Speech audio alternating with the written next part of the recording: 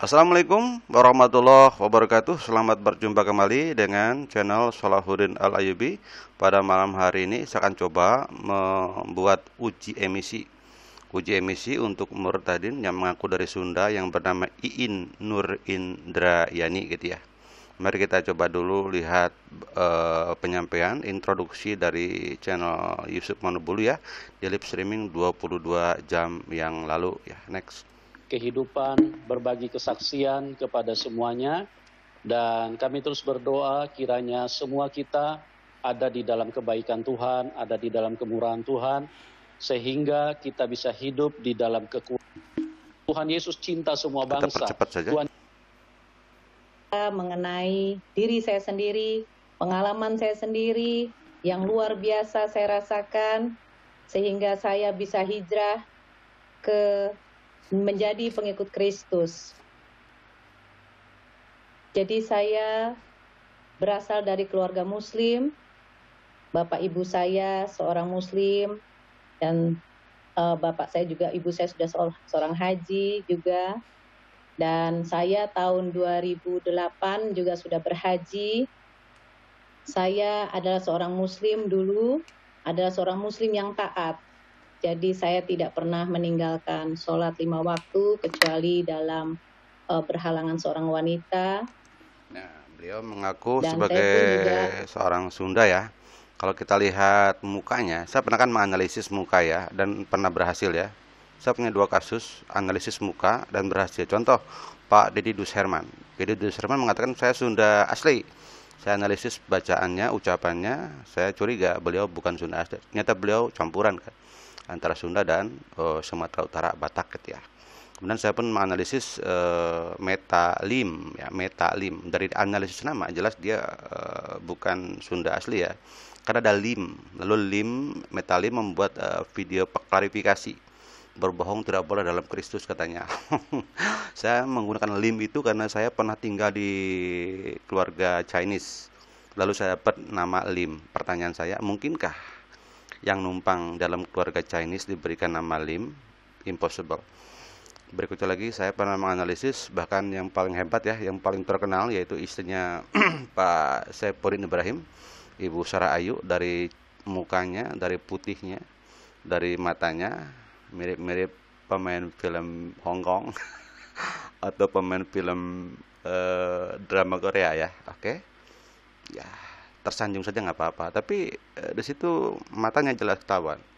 Dia keturunan Chinese dan ternyata memang benar neneknya Chinese. Nah, di sini pun saya menganalisis dari raut mukanya gitu ya, dari hidung yang paling jelas mata ya, dari segi mata nih. Ketahuan ini nampaknya ini bau-bau Chinese ya, bau-bau Chinese. Tapi namanya Iin, ya, ini ya saya analisis nama. Oke. Iin mungkin saja. Ini nama-nama Sunda ya, oke. Nur mungkin saja nama-nama Islam, oke. Indrayani nama nasional ya, Indra. Indra berarti kan matahari.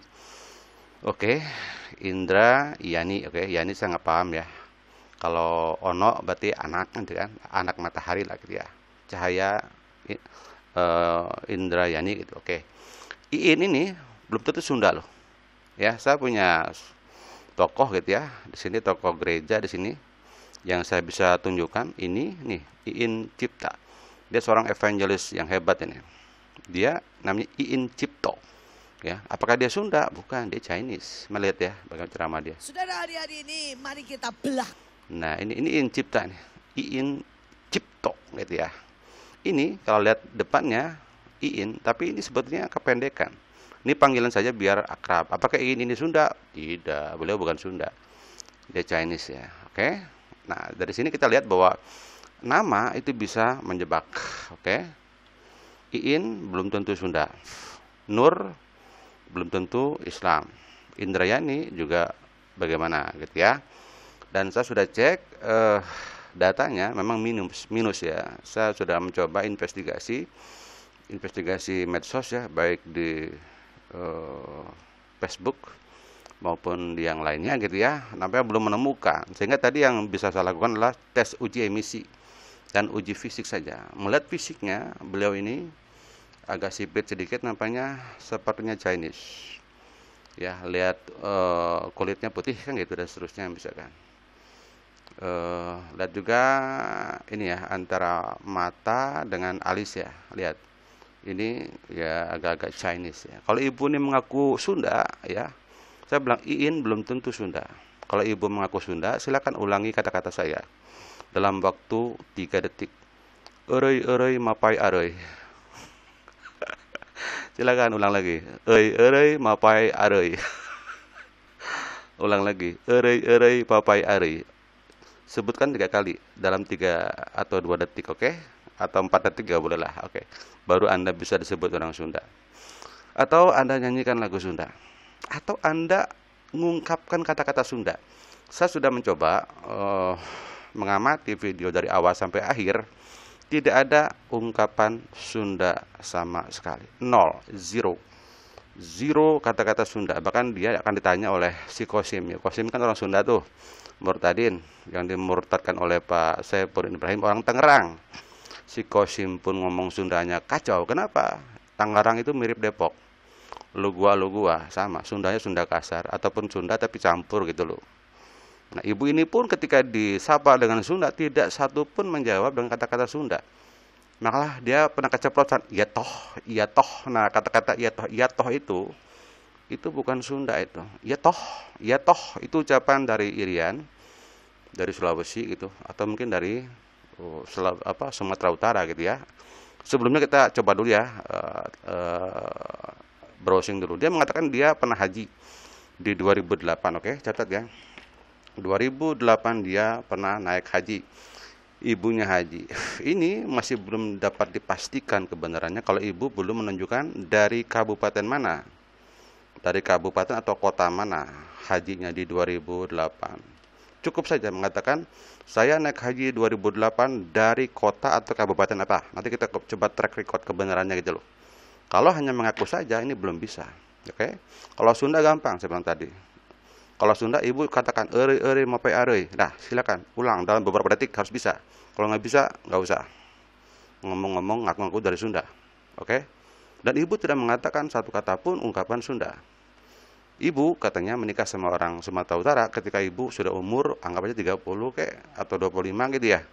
Tidak mungkin orang Sunda kehilangan jati dirinya gitu loh dalam berbahasa. Contoh, Pak Pastur Tony, meskipun dia sudah ke Amerika, ke Eropa, kemana ke Australia pun dia tidak akan lepas gitu loh. Ungkapan-ungkapan gaya Sundanya nggak bisa. Maka saya katakan bahwa Pak Tony asli Sunda. Kalaupun mencampur Cina silakan. Intinya ngomongnya itu ngomong ceplosannya Sunda pas. Maka saya tidak no comment. Saya bilang ini jujur, udah nggak apa-apa. Next ya. Menjalani semua yang diperintahkan dalam agama Islam seperti puasa, sholat wajib, sholat sunat, bahkan tahajud setiap malam. Semua waktu kalau bisa saya kerjakan, nggak bisa pun saya ada istilahnya berjamaah, artinya dibayar. Semua saya kerjakan. Jadi sebisa mungkin saya berjalan di dalam Tuhan pada saat itu.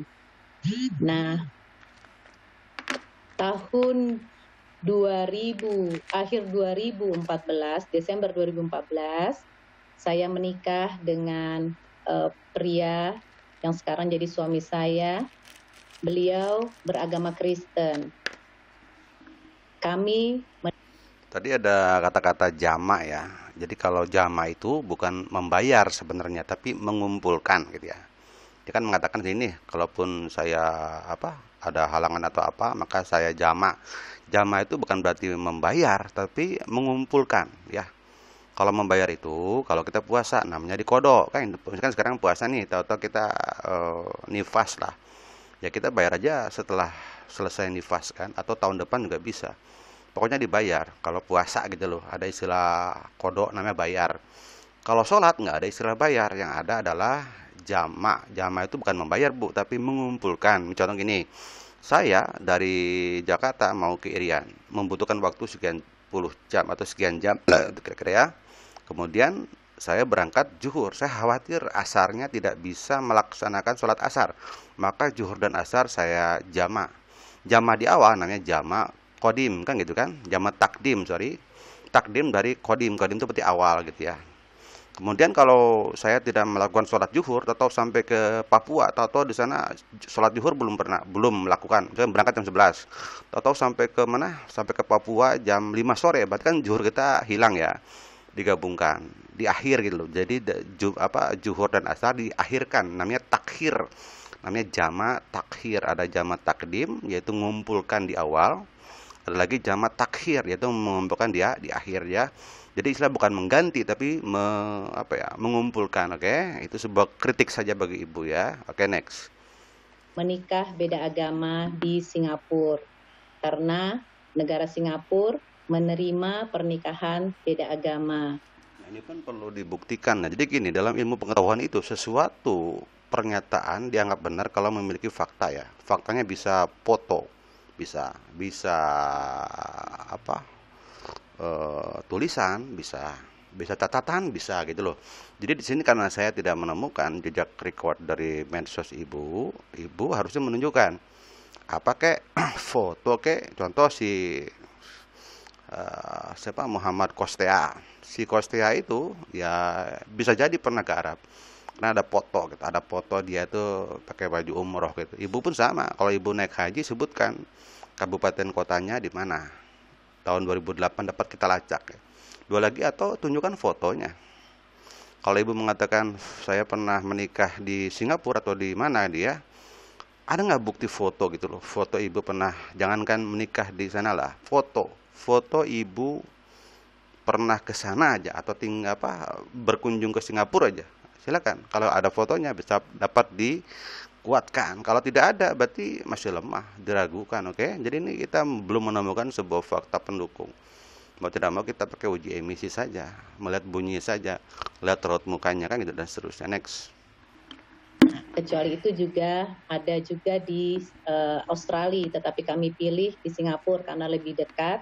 Tentunya juga biayanya juga lebih murah daripada harus ke Australia.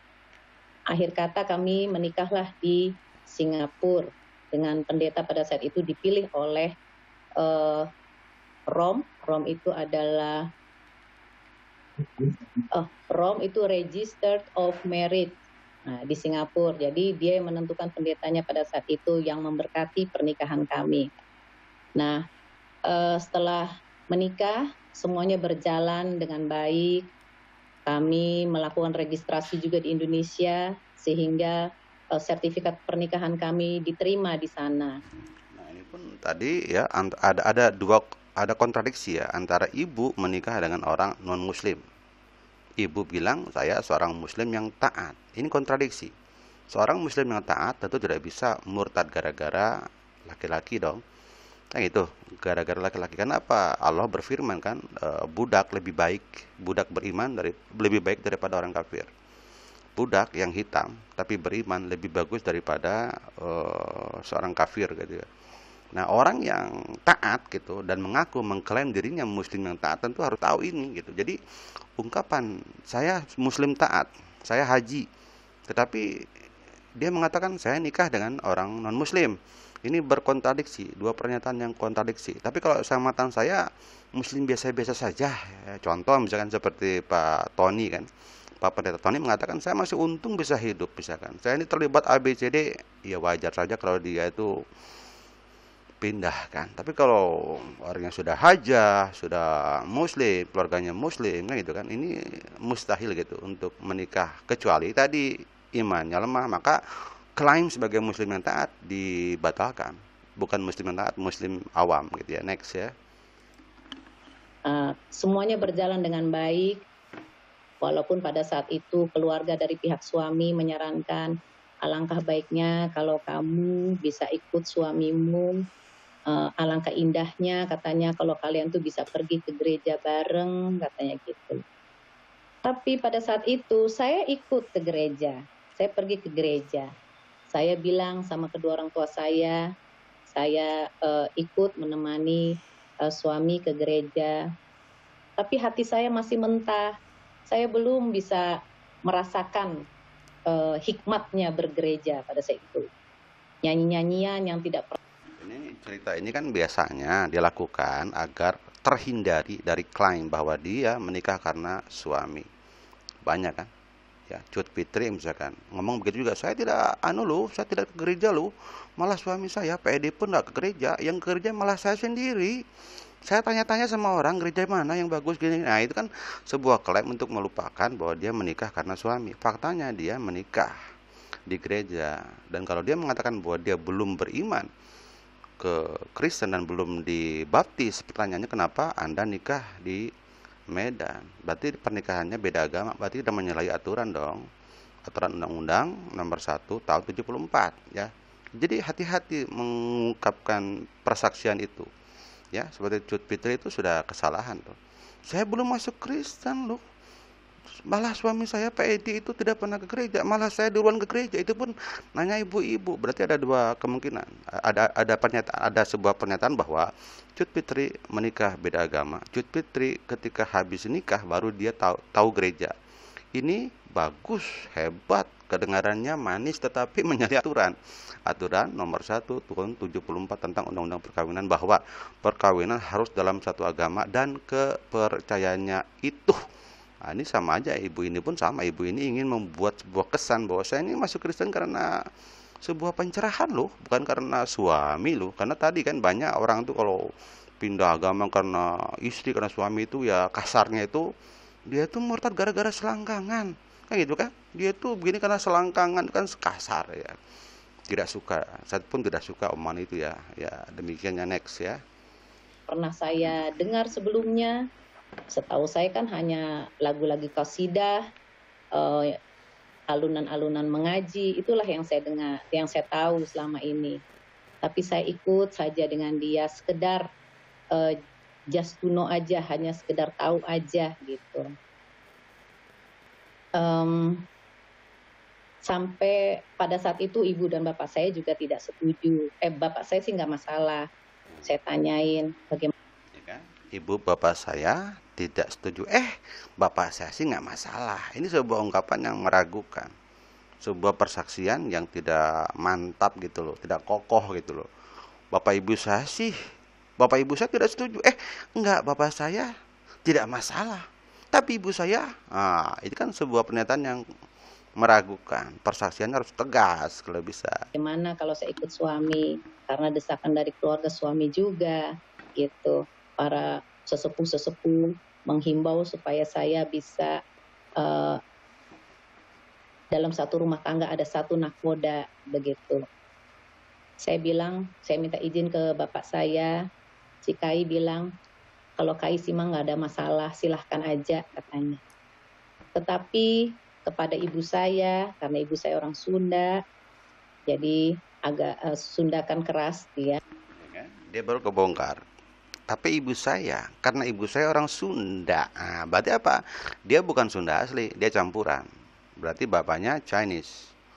Ya, dapat diramakan bapaknya adalah Chinese, ibunya mungkin Sunda.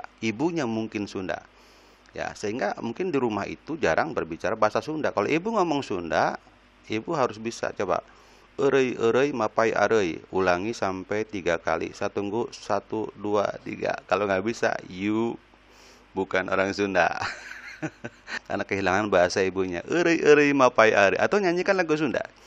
Atau nanti kita coba ya, dia disapa oleh si Kosim yang orang Sunda campur ya. Sunda campur apa? Sunda pinggiran lah gitulah. Dia di Tangerang kan, dia tidak bisa mengungkapkan bahasa Sunda. Bahkan dari sini pun saya belum menemukan 1% pun logat Sunda ataupun kata-kata Sunda yang keceplosan, tidak ada. Oke, next. Ya, di muslimnya agak kuat gitu.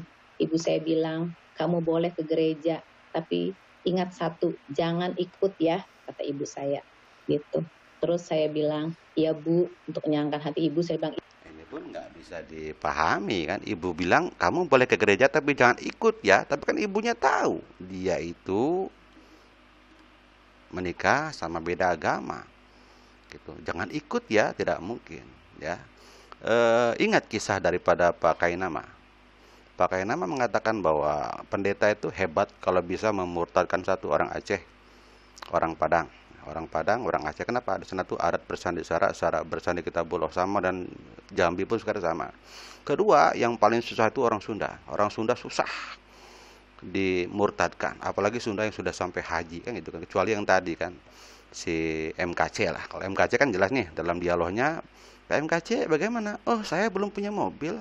Ya mudah-mudahan lah katanya kontribusinya bisa. Ini berarti berhubungan sama niatnya kan. Ini motifnya apa sih? Kok ngomong-ngomong soal kendaraan, kok ngomong-ngomong soal mobil. Lihat ya di Bukit Zaitun, dia lip streaming dengan si Iin. Bicara soal mobil kendaraan. Saya yang belum punya adalah mobil. Berarti dia tuh membuat YouTube ya, dengan dengan ikonnya mobil. Pertanyaannya dia minta apa? Dia menawarkan diri dengan kompensasi apa? Bisa dinilai oleh views sendiri, silahkan. Oke? Nah, di sini jelas sulit kita atau meragukan pernyataan ibu ini bahwa dia ibunya orang Sunda. Saya lebih condong dia nih lihat mukanya yang sipit gini namanya Chinese ya, oke? Kalau dia ngomong Sunda coba eureui mapai arei, ulangi 3 kali. Kalau nggak bisa, you bukan orang Sunda, oke? Iya Bu. Tetapi saya punya kebiasaan, pada saat itu saya punya kebiasaan, setiap pulang dari gereja, saya duduk di tempat tidur ibu saya, karena ibu saya sudah pakai kursi roda toh. Saya duduk di tempat tidurnya, saya cerita. Kata-katanya, ibu saya sudah pakai kursi roda toh. Ibu saya sudah pakai kursi roda toh. Ungkapan-ungkapan toh seperti ini ungkapan mirip-mirip dari Indonesia Timur ya. Sorry saja ya. Itu dari Papua, dari NTT, dari Sulawesi Utara atau dari Sumatera Utara lah. Orang Sunda jarang ngomong iya toh, nggak ada, jarang. Nggak ada. Logat Sunda tuh nggak begitu, Bu. Oke? Masalah apapun yang Pak Pendeta sampaikan dalam khotbahnya, saya ceritakan dari A to Z, pokoknya dengan piawai saya sampaikan kembali kepada ibu saya. Ibu saya senang dengerin, saya awalnya mungkin ibu saya kurang interest ya dengan cerita saya, tapi lama-kelamaan ibu saya mau mendengarkan. Walaupun setelah itu dia baru saja nyetel di TV Mamah Dede berkhotbah. Itu sudah selesai, saya... Nah, ini kan omongan Mamah Dede berkhotbah. Beda ya antara khotbah dengan memberikan tausiah ya.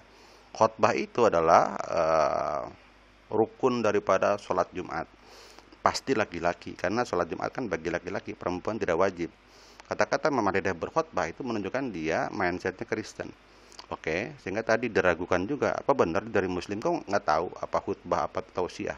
Kalau Mamah Dede namanya tausiah, perempuan laki-laki boleh. Tapi kalau namanya khutbah, laki-laki itu pun di masjid itu pun pada saat hari Jumat, pada sholat Jumat, Bu. Oke, ini sebuah kritik ya, sebuah kelemahan. Oke, tidak bisa membedakan antara tausiah dengan khutbah. Next. Pulang dari gereja, karena gereja kami pagi yang bahasa Indonesia, kami bergereja di HKBP, tapi kami ambil yang bahasa Indonesianya pagi, jam 8:30 itu udah sampai rumah gitu. Ada iklan ya, kita skip aja, oke? Sorry, ada iklan dari sananya, oke? Kita skip.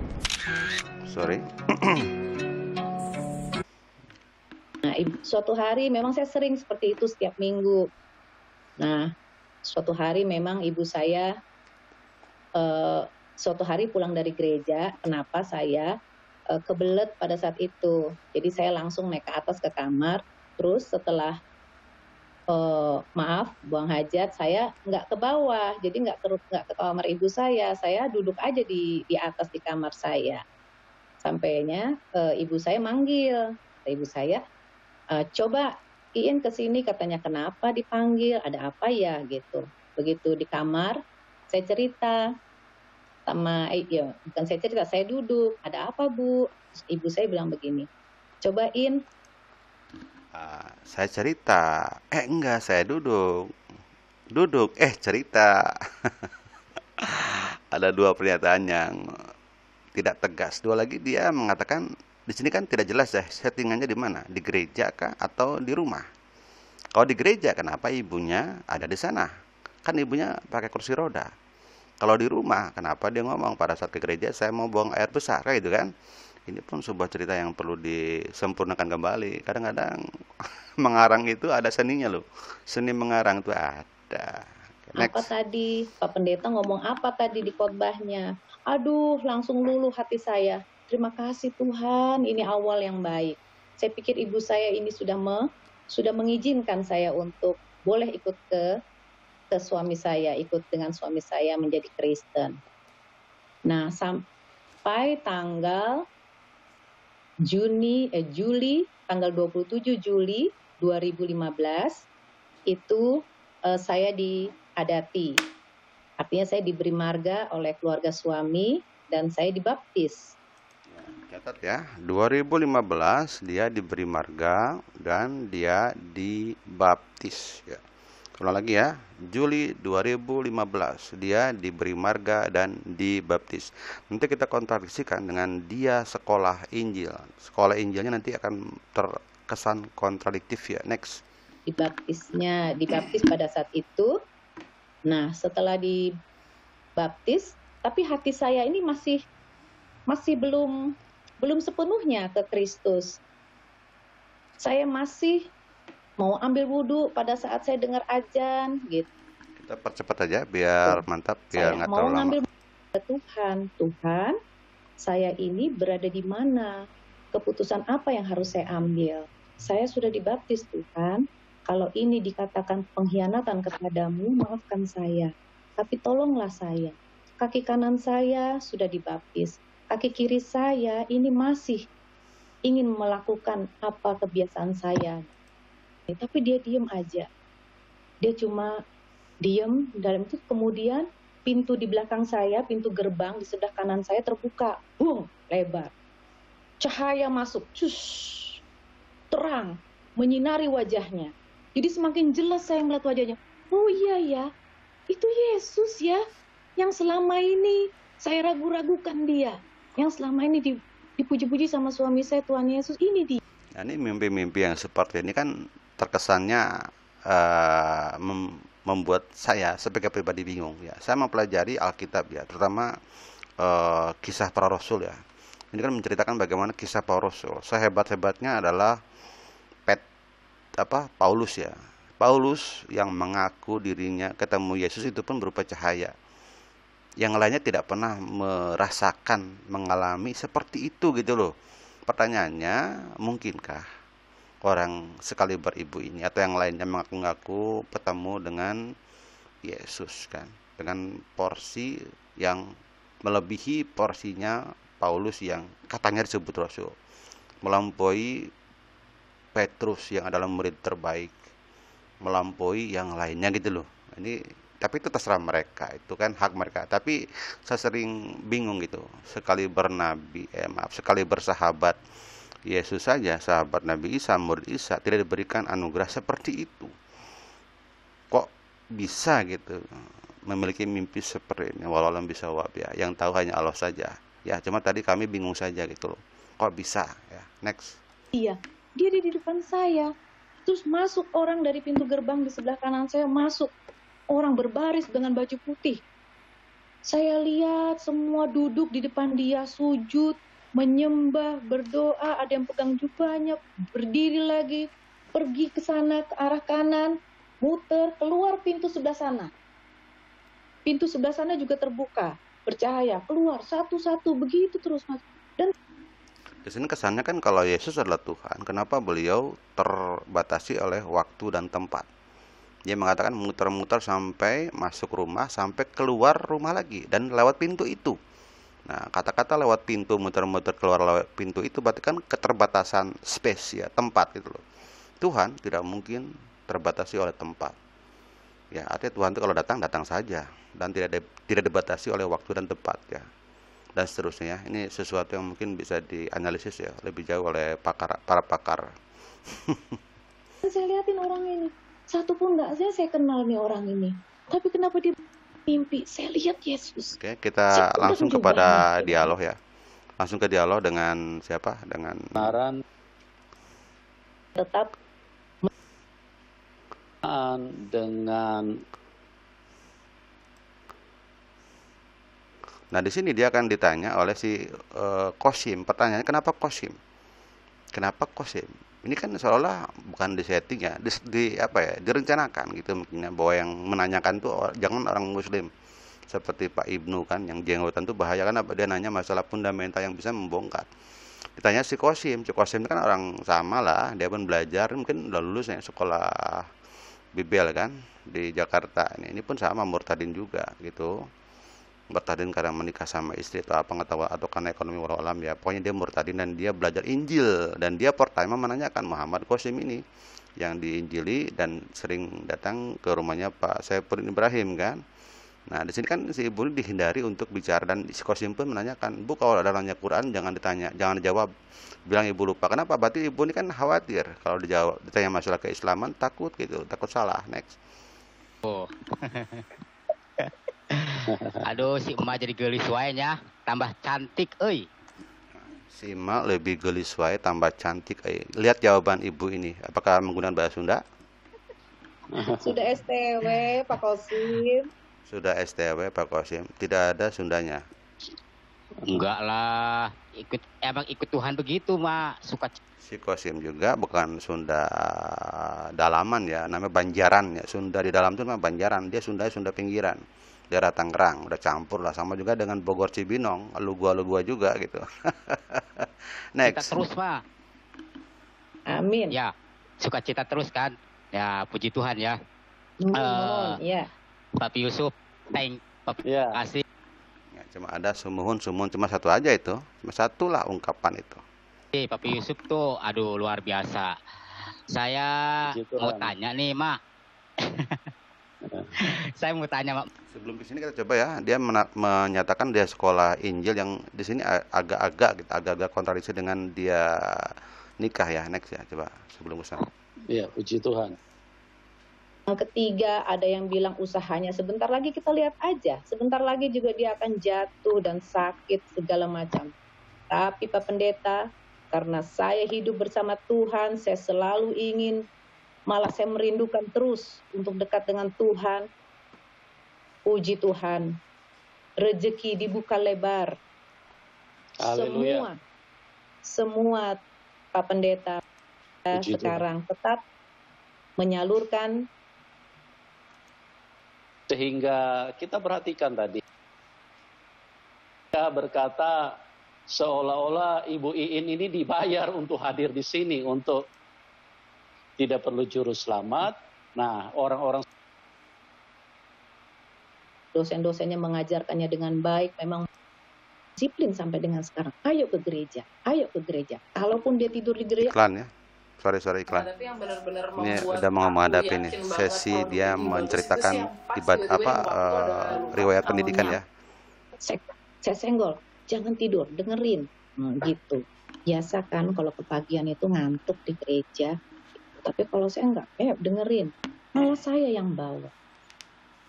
Nah, saya sampai di mana tadi ya? Saya sudah semuanya sudah saya lakukan. Oh, akhirnya saya ikut sekolah Alkitab perempuan yang pertama kali. Itu saya Oke. Sekolah Alkitab perempuan untuk pertama kali. Lihat tahunnya ya. malah minta izin kan, harus dapat tanda tangan oleh pendeta resort, harus dibawa ke sekolahan. Saya pada saat itu pendeta saya Sianturi, Pak Sianturi, Aposan Sianturi. Saya minta. Biasanya kalau orang yang mau kuliah meminta rekomendasi itu biasanya itu mau dapat beasiswa, berarti gereja yang bayar gitu. Sekira sama ya, ada sekolah di Sumatera Utara juga, yayasan apa gitu. Kalau dari SMA itu kalau di sana mau beasiswa itu harus ada rekomendasi dari gerejanya. Kalau dia ngambil mungkin jurusannya Alkitab ya. Oke, jadi istilahnya dia tuh kuliah dalam tanda kutip atas sokongan gitu ya, support dari gereja. Kenapa? Menggunakan rekomendasi. Kan kalau kuliah kan bebas, nggak perlu rekomendasi kecuali ikatan dinas. Nah, ikatan dinas menggunakan rekomendasi dari perusahaan kah atau dari instansi yang mengirimkannya. Oke, next. Izin sama Pak Pendeta, saya mohon ini, tolong diizinkan saya minta tanda tangan Pak Pendeta.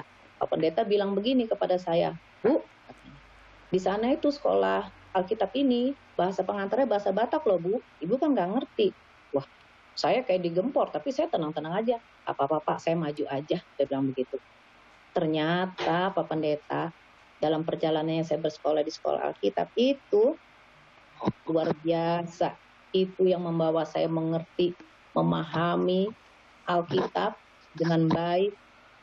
Dosen-dosennya mengajarkannya dengan baik. Memang bahasa yang disampaikan bahasa Batak dan bahasa Indonesia, tapi lebih banyak bahasa Indonesia. Dan mereka semua menghargai saya yang tidak mengerti bahasa Batak. Walaupun saya kadang-kadang jadi lelucon di kelas, tidak masalah. Yang penting saya mau cari itu makna ilmu mengenai Tuhan Yesus. sampai sekarang. Dan di tahun pertama saya sekolah di sana, puji Tuhan saya mendapat peringkat terbaik pada saat itu. Itu juga berkat Pendeta Kotler pada saat itu yang memperkenalkan saya sehingga saya dapat bersaksi, dipanggil oleh Pak Preses, Pak Pendeta Midian Sirait.